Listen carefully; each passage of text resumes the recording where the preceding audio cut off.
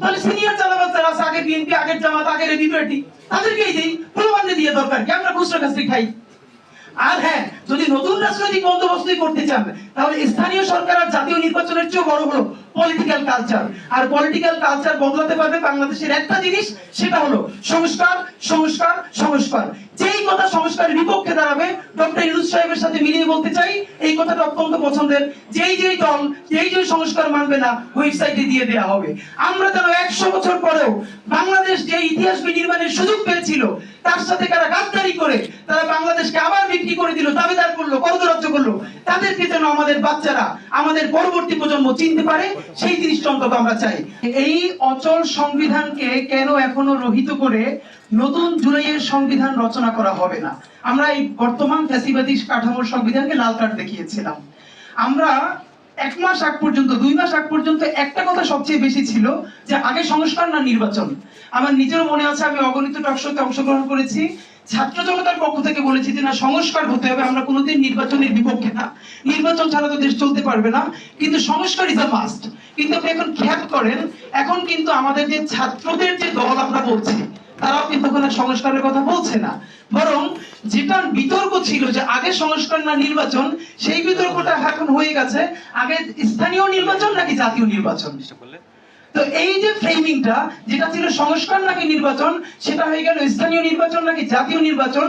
এর মাধ্যমে আমরা বুঝতে পারি যারাও সংস্কারকামী ছিল, বাংলাদেশের রাজনৈতিক বাস্তবতায় কোনো না কোনো ভাবে তারা কম্প্রোমাইজ করেছে এবং তারা ধরে নিয়েছে যে নির্বাচন ছাড়া গত্যন্তর নয়, সংস্কার কিচ্ছু হবে না, এর যে সমঝোতা করে যদি গোটা 10, 15, 20টা আসন আমরা সিকিউর করতে পারি, ওটাই আমাদের ভালো। এই নিজের ভালো পাগলেও বোঝে, আর বাংলাদেশে যারা বড় নেতৃত্ব দিয়েছে তারা তো আরো ভালো বোঝে অবশ্যই। আপনাদেরকে আমি একটু মনে করিয়ে দেই যে ধরেন আমাদের এই আমরা বারবার বলছি যে, আমি শুধু এই ব্যাপারটাই বলি যে জাতীয় নির্বাচন হবে নাকি স্থানীয় নির্বাচন হবে। আমি যদি একটু বাজেভাবে বলি, ধরেন যদি কোনো সংস্কার নাই হয়, আমরা তো মোটামুটি বুঝতে পারছি, তাহলে কেন জাতীয় নির্বাচন আগে হবে না? সমস্যাটা কি? মানে আমরা তো এখন টেক ইট ফর গ্রান্টেড ধরে নিয়েছি, এবং এটা আমি আগে প্রোগ্রামে বলেছি, যদি বাংলাদেশের সবথেকে বড় দল হিসেবে বিএনপি এগিয়ে না আসে, বিএনপি মুভ না করে, তাহলে যতগুলো সংস্কার কমিশন হয়েছে, যতগুলো সুপারিশ হয়েছে, এই 20% বাস্তবায়ন করা সম্ভব না, হবে না। তো রাজনৈতিক দলগুলো তো মোটামুটি হাতাহাত ধরে সবাই বলে দিয়েছেই তারা সংস্কার, এগুলো সব লম্বা প্রসেসের ব্যাপার, তারা এসে করবে, এবং মোটামুটি সবাই এটা যেহেতু বুঝেছে সংস্কার আর হচ্ছে না। তাই আমার প্রশ্ন হলো, তাহলে আমরা স্থানীয় নির্বাচন আগে, জাতীয় নির্বাচন পরে, এইটা কি নতুন রাজনৈতিক দলকে কিছু বেশি সিট পাইয়ে দেওয়ার জন্য বলছি কিনা? যে আমাদের ভাইয়েরাও দল করেছে, সুতরাং ওরাও একটু প্রিপারেশন নিক, এলাকায় যাক, এর মধ্যে ওরাও একটু গুছাক, তারপরে আরেকটু এটার জন্য হলে তো আমি বলবো না। সংস্কার যদি না হয়, তাহলে কাউকে তফসিল ঘোষণা করেন, পরের মাসে জাতীয় নির্বাচন দিয়ে দেন, বাইরে যারা করবে তাদের নিজেদের গায়ে গিয়ে দায় পড়ে। আর যদি হ্যাঁ, এবার আপনি বলবেন না, আমরা স্থানীয় নির্বাচনটা এই জন্য আগে চাই যে মানুষ ভোগান্তিতে আছে, এই নির্বাচন কমিশনের কোনো অভিজ্ঞতা নাই, একটা লিটমাস টেস্ট পেপার হিসেবে আগে একটা স্থানীয় নির্বাচন সে করে দেখাবে, তারপরে জাতীয় নির্বাচন। এখানে তো একটা সমস্যা আছে, যেমন স্থানীয় সরকার নির্বাচন কমিশন যে সুপারিশমালা দিয়েছে, সেখানে তারা বলেছে যে সারা দেশের স্থানীয় নির্বাচন একই দিনে হতে হবে। আমি খুবই বুঝে শুনে বলতেছি, এটা খুবই অবাস্তব। জাতীয় নির্বাচনের চেয়েও স্থানীয় নির্বাচন আরো ক্রিটিক্যাল হয়ে দাঁড়ায়। স্থানীয় নির্বাচনে মানুষ এমন পরিমাণ মাসেল ব্যবহার করে একটা ওয়ার্ড মেম্বার হওয়ার জন্য, এটা অনেকে চিন্তাও করতে পারবে না ঢাকায় বসে। তো আমার প্রশ্ন হলো, আপনি এই যে জাতীয় নির্বাচন আর স্থানীয় নির্বাচন এই সক্ষমতার জন্য বলতেছেন, তাহলে প্রশ্ন করি, বর্তমান নির্বাচন কমিশনের রিটার্নিং অফিসার কারা? আপনি তো কাঠামোগত কোনো পরিবর্তন হয় নাই। 64 জেলায় রিটার্নিং অফিসার হবে 64 জন ডিসি। পন্ডিতরা যারা 2014-তে, 2018-তে, 2024-এ যারা ফ্যাসিবাদের আমলে শুধু ভোট কেড়েই নেয়, রাতের ভোটে এমপি বানিয়ে যারা শত শত কোটি টাকার মালিক হয়েছে এবং তাদের আমেরিকা এবং কানাডা বেগম পাড়ায় বাড়ি করেছে, আপনি কয়জন ডিসিকে চেক করতে পেরেছেন? 22 জনকে ওএসডি করেছেন। যেই তাদেরকে ওএসডি করার কথা ছিল সরকার গঠনের 1 মাসের মধ্যে, আপনি তাদেরকে 6 মাস পরে এসে এখন ওএসডি করতেছেন, এখন তারা আপনার বিরুদ্ধে প্রতিদিন কু করে। তো আমার প্রশ্ন হলো, এর মানে আমি বলছি না প্রশ্ন, আমি এখন ধরেন একটা বড় যেটা মুশকিল, আপনি বলবেন স্থানীয় সরকার নির্বাচনটা আগে দেওয়া দরকার, এটা অবশ্যই। মানুষ প্রচন্ড, যেমন আপনি ভাবেন একটা চারিত্রিক সনদ বা একটা কোনো ওয়ারিশ সার্টিফিকেট নেওয়ার জন্য বিভাগীয় কমিশনারের কাছে যেতে হচ্ছে। আপনারা নিশ্চয়ই জানেন, তবুও আমি বলছি, আমি যেটা নিশ্চিত জানি যে এই ভোগান্তি কমানোর জন্য স্থানীয় সরকার মন্ত্রণালয় একটা উদ্যোগ নিয়েছে।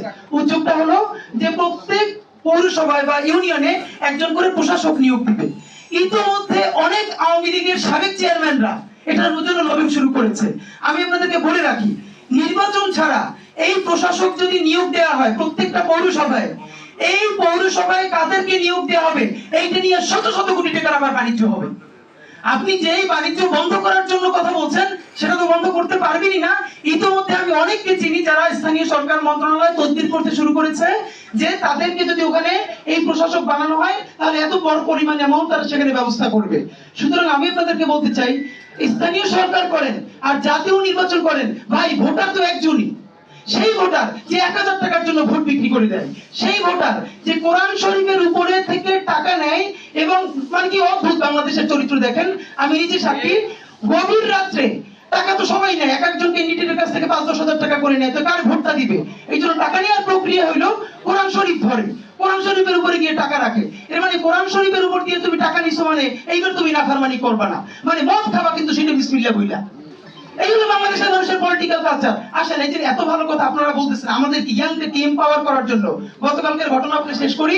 এই যে নতুন দল হলো আমাদের ভাইদের, আমাদের বন্ধুদের, তাদের যে এই ছাত্র সংগঠন গণতান্ত্রিক ছাত্র সংসদ, তার ঢাকা বিশ্ববিদ্যালয়ের যুগ্ম আহ্বায়ককে আজকে সকালে দেখেছি চেক করা হয়েছে। কেন? তিনি এলাকায় ঢাকা বিশ্ববিদ্যালয়ে যে ওয়াইফাই এর ব্যবসা করে তাকে ধরে তিনি 50,000 টাকা চাঁদা চেয়েছেন। তো নয়া রাজনীতির বন্দোবস্তের নামে আমি যে আবার নতুন চাঁদাবাজি করবো না ভাই। চাঁদাবাজি যদি করি তাহলে সিনিয়র চাঁদাবাজ যারা আছে, আগের বিএনপি, আগের জামাত, আগের এবি পার্টি, তাদেরকেই দিই, প্রমাণ দিয়ে দরকার কি আমরা খুচরা কাছরি খাই। আর হ্যাঁ, যদি নতুন রাজনৈতিক বন্দোবস্তই করতে চান তাহলে স্থানীয় সরকার আর জাতীয় নির্বাচনের চেয়ে বড় হলো পলিটিক্যাল কালচার। আর পলিটিক্যাল কালচার বদলাতে পারবে বাংলাদেশের একটা জিনিস, সেটা হলো সংস্কার, সংস্কার, সংস্কার। যেই কথা সংস্কারের বিপক্ষে দাঁড়াবে ডক্টর ইউনূস সাহেবের সাথে মিলিয়ে বলতে চাই, এই কথাটা অত্যন্ত পছন্দের। যেই দল যেই সংস্কার মানবে না ওয়েবসাইটে দিয়ে দেওয়া হবে। আমরা যেন 100 বছর পরেও বাংলাদেশ যে ইতিহাস বিনির্মাণের সুযোগ পেয়েছিল তার সাথে কারা গাদ্দারি করে তারা বাংলাদেশকে আবার বিক্রি করে দিল, দাবিদার করলো, করদরাজ্য করলো, তাদেরকে যেন আমাদের বাচ্চারা, আমাদের পরবর্তী প্রজন্ম চিনতে পারে, সেই জিনিসটা অন্তত আমরা চাই। বাংলাদেশ বাঁচুক, বাংলাদেশ জিন্দাবাদ, ইনকিলাব জিন্দাবাদ।